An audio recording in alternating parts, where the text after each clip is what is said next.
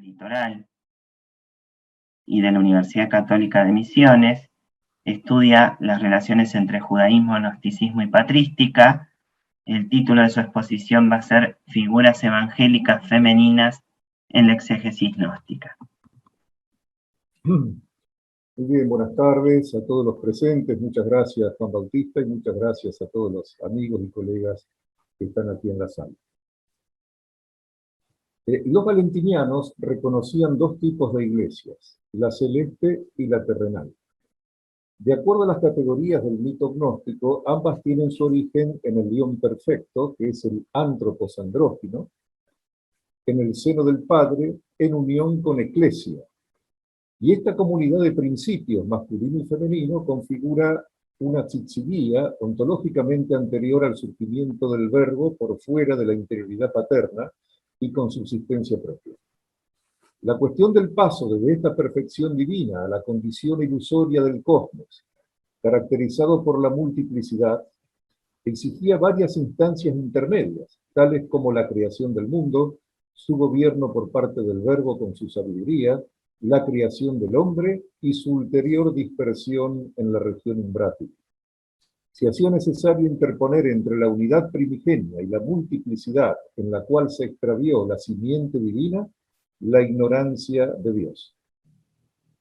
El eón antropos ecclesia es un aspecto del unigénito que está en el seno del Padre y convoca a los elegidos, hombres neumáticos, a reunirse en la consumación escatológica con la unidad y la semejanza con Dios. Pero ese proceso que se ejecuta en la economía de la salvación supone para los que son gratuitamente escogidos la disciplina de la temporalidad en el mundo sensible. Con su particular interpretación de las Escrituras, los valentinianos hallaron la solución en la escisión del antropos perfecto en dos elementos. Uno masculino, que se llamará Cristo y Adán, y uno femenino llamado Eclesia, Eva, Zoé y Sofía. La división entre ambos elementos se operó porque cada uno concentró para sí su propia iglesia. El elemento masculino dio lugar a la iglesia de los ángeles, mientras que la femenina a la de los hombres. Y el tema de la dualidad de las iglesias no solo fue tratado por los valentinianos y nacenos, sino que también se puede hallar en otros textos cristianos del período subapostólico, como por ejemplo la llamada homilía anónima, conocida como Secunda Clementis, que dice, seremos de la iglesia primera, la espiritual, que fue creada antes del sol y la luna. Y agrega, esta iglesia no es de ahora, sino del principio. La preexistencia de la iglesia también aparece en Hermas, revelada en una visión nocturna. Dice, cuando dormía recibí una revelación de un joven hermosísimo que me decía, ¿quién crees que es la anciana de la que recibiste el libro? Respondo, la Sibila. Estás equivocado, dice, no es. Pregunto, ¿quién es? Y responde, la iglesia. Le dije, ¿por qué se me apareció anciana? Y dice, porque fue creada primera entre todas las cosas. Por ello es anciana y para ella fue dispuesta el cosmos. Como figuras de la iglesia humana o terrenal, los gnósticos se concentraron en algunas figuras femeninas de los evangelios por las que tenían cierta predilección, tales como la samaritana, de Juan capítulo 4, y la hemorroísa de Mateo capítulo 9. De la samaritana en sí no voy a hablar porque de eso va a hablar Patricia, y no quiero que nos superpongamos, así que las preguntas se las van a hacer a ella sobre la samaritana. Además, la traducción del comentario a Juan, donde Heraclión hace una exégesis de la figura de la mujer samaritana, es ella, así que la que tiene pleno derecho a hablar es ella. Pero respecto del tema de la samaritana, yo me voy a referir a donde los gnósticos centraban su atención en el contraste entre el agua del pozo de Jacob, que la mujer ofrece a Jesús en respuesta a su dame de beber, con las aguas que el Salvador le ofrece, que son las únicas que pueden saciar la sed. Y no es casual que su exégesis asocie esta expresión de Jesús con el logion de Juan 19, tengo sed, pronunciado desde la cruz. Porque en ambos casos, el Salvador estaría expresando el deseo de atraer para sí a la iglesia espiritual. Hay unas líneas de Hipólito que por su rareza sería interesante leer, en el libro quinto de las Refutaciones, cuando se refiere a los nacenos, que dice: el cuarto río es el Éufrates. Afirman que esta es la boca a través de la cual se realiza la salida de la oración y la entrada del alimento que alegra, nutre y da figura al hombre perfecto y espiritual. Esta es, dicen, el agua que está encima del firmamento, acerca de la cual dijo el Salvador: si supiera quién es el que te pregunta, tú le pedirías a él, y él te daría a beber agua viva. Bueno, los nacenos que les gustaba jugar con las etimologías, ¿verdad?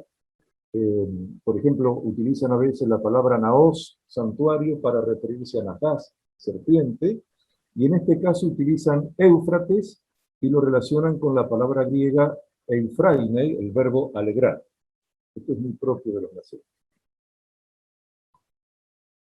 Bien, la analogía de los nacenos para describir el Espíritu Divino asocia las aguas que están por encima del firmamento, que según Génesis 1:7, Dios separó de las aguas de abajo en el segundo día de la creación, con el agua viva que Jesús le ofrece a la samaritana.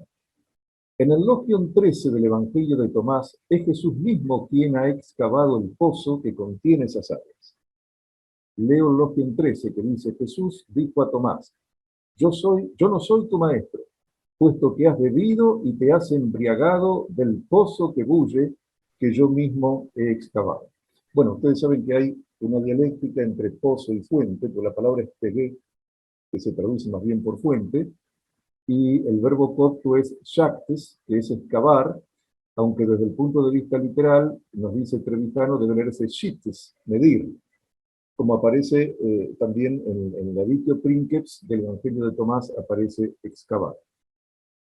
La separación de las dos clases de agua armoniza perfectamente con la doctrina del bautismo gnóstico, que se presenta en dos fases: una terrenal, que consiste en la recepción de la gnosis o iluminación, y otra celestial por inmersión en las aguas vivas que están por encima del firmamento.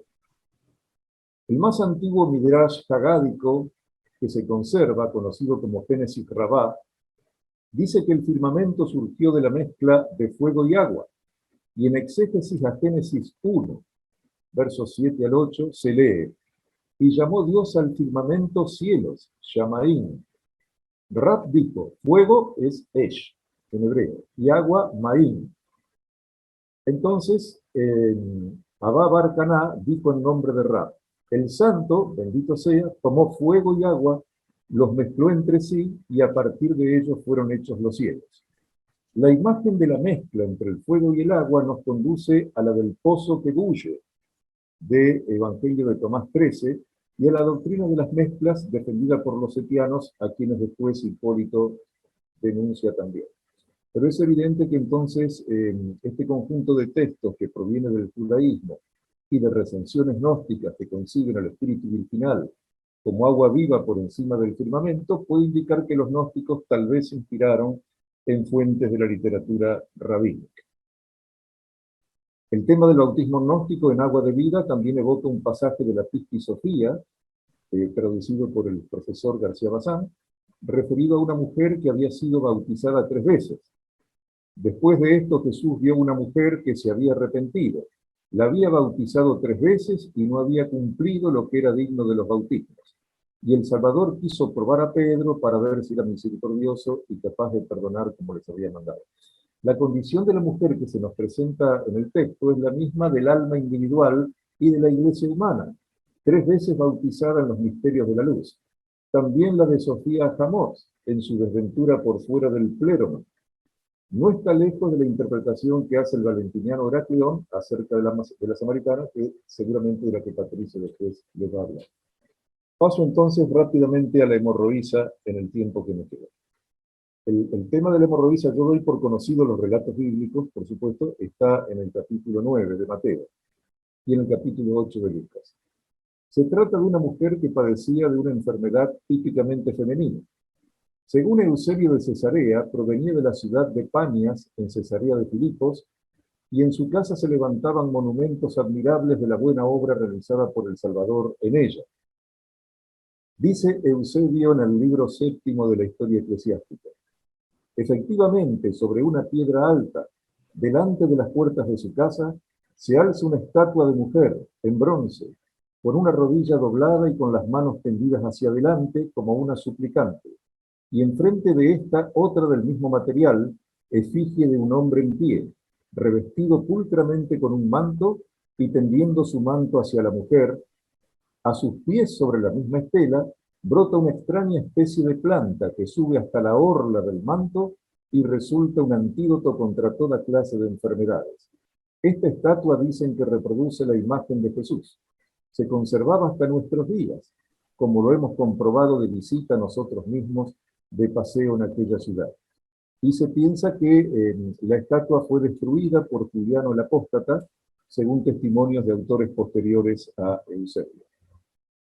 Un apócrifo de la Pasión, de alrededor del siglo VIII, conocido como Relación de Pilato, describe con detalles dramáticos los aspectos de la enfermedad que esta mujer padecía. Dice, y había otra mujer hemorroísa cuyas articulaciones y venas estaban agotadas por el flujo de sangre, que no llevaba ya consigo ni cuerpo humano siquiera, que se asemejaba a un cadáver y que finalmente se había quedado sin voz. Tal era su gravedad que ningún médico del territorio encontró manera de curarla, y ni esperanza siquiera de vida le quedaba. Mas una vez que Jesús pasaba en secreto por ahí, tomó fuerzas de la sombra de éste y tocó por detrás la orla de su vestido. Inmediatamente sintió que una fuerza henchía sus oquedades y como si jamás hubiese estado enferma, comenzó a correr alegremente. Bueno, también está en una leyenda medieval contenido en un manuscrito de Milán del siglo XIV, el manuscrito Ambrosiano L58, que fue copiado y publicado por Tischendorf, que se conoce como Muerte de Pilato, y se refiere a una cierta mujer llamada Verónica, al igual que otras narraciones apócrifas que la asocian con la famosa Verónica de la tradición, tales como las Acta Pilati, que forman parte del Evangelio de Nicodemo, y también la Vindicta Salvatoris. Los gnósticos, que eran especialistas en ascender del sentido literal al espiritual, vieron en esta mujer el drama de Sofía y de la iglesia terrena enferma. Se destaca la interpretación de la escena evangélica que hace el otro gran valentiniano de la escuela itálica, Ptolomeo. Ireneo lo recensiona y denuncia el abuso de la escritura, que significa la crispación aritmológica de sus seguidores, estimulada por el número 12. Y leo nada más que el final del texto de Ireneo, que dice, y si no hubiese tocado el vestido del hijo, es decir, de la verdad de la primera tétrada que se manifestó en la orilla del vestido, se habría disuelto toda su sustancia, disaucía. Pero el flujo, Creusis, se detuvo y liberó de la pasión por el poder salido del hijo. Esta potencia sería el límite, según dicen, que la curó y le arrancó la pasión. El valentiniano asocia el número 12 con la elección de los apóstoles, con la defección de Judas, el 12º apóstol, y con el tiempo que duró la enfermedad de la hemorroísa. También se refirió al significado tipológico de la edad a la que murió la hija del principal de la sinagoga para aplicarlo directamente a Sofía Hamor. Es decir, la hija de Jairo murió a los 12 años. Y cuando la hija es el mismo tiempo que duró la enfermedad de la hemorroísa. Cuando la hija de Jairo moría, la hemorroísa se curaba. Esto lo asociaron también. Ahora, fuera de los gnósticos, el mismo Orígenes no pudo resistir a la seducción aritmológica del número 12, en torno al cual vinculó también los dos relatos evangélicos de la manera que acabo de explicarlo. Esto está en el fragmento 63 de las homilías en Lucas. El tema pasó de Orígenes a Jerónimo, quien también le da una interpretación muy semejante a la gnóstica, en que la mujer hemorroísa representa para Jerónimo a la iglesia de los gentiles, pero Jerónimo está muy lejos de considerar la figura de Sofía Hamor, como lo hace Ptolomeo, quien se mueve en el doble simbolismo, el de la iglesia enferma y el de la penuria del último Ión expulsado del pleroma, cuya pasión el Salvador vino a manifestar en los últimos tiempos. El borde de su vestido, las fimbrias de su túnica, simbolizan los dos límites que los valentinianos reconocían en el complejo universo de los guiones. El límite superior, un guión llamado Joros, y también Tauros, o cruz, separaba al dios ingénito de los guiones, mientras que el segundo consistía en la frontera entre el pleroma y el tenón. La primera tétrada a la que se refiere el pasaje del Eneo estaba constituida por los pares andróginos Ditos Sigé y Nus Aletheia. Solo este último par era capaz de ver directamente a Dios, y esto es lo que comprendió Sofía al tocar el vestido del hijo, cuando dice el mito de Ptolomeo, la verdad, Aletheia, de la primera tétrada, y por lo cual fue curada. El segundo joros que separó a Sofía de su flujo sustancial es una concreción espiritual del anterior. El primero de los límites mantiene la trascendencia divina, el segundo protege al pléroma del caos de extramundos. Este doble simbolismo está encerrado en la orla del vestido del Salvador. ¿Tengo tiempo, Juan, para leer media página de consideraciones finales? Bien, entonces, consideraciones finales.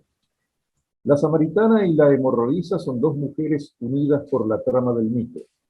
Tras sus dolientes figuras se yergue Sofía Jamós, en su pasión, la del alma e iglesia humanas que padecen su progresivo desvanecimiento. La venida del Salvador en los últimos tiempos expresa la pasión del eón caído por la ignorancia divina, herido al tocar el límite que resguardaba la incognoscibilidad del Padre y que distinguía al ingénito del unigénito.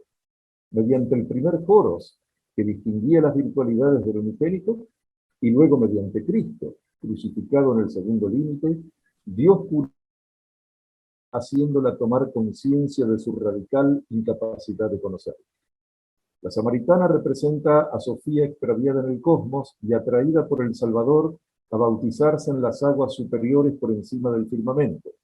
La hemorroísa, por su parte, la muestra en su ordenación al origen del cosmos a partir de la materia amorfa significada en su flujo de sangre. La cosmogonía y la soteriología quedan bien reflejadas y unidas en ambas figuras. Dos mujeres, dos iglesias, dos estadios del alma, dos clases de matrimonio, dos límites.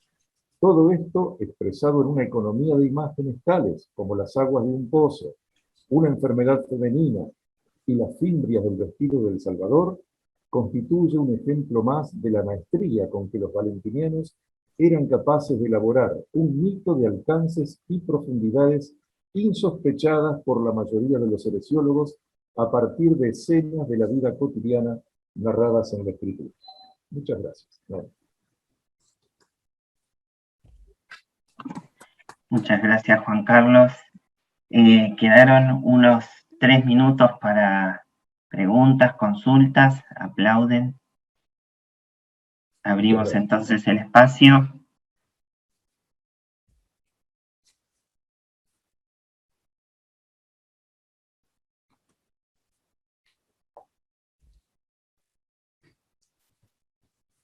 He salteado muchos textos, lógicamente, y ya digo de la samaritana, porque seguramente Patricia va a hablar de su propia traducción. Muy interesante también. Bueno, volver a los heresiólogos, ¿no? Que hay que darles un lugar a esas noticias, ¿no es cierto? Y que son complementarias a las fuentes que tenemos. Así que muy interesante.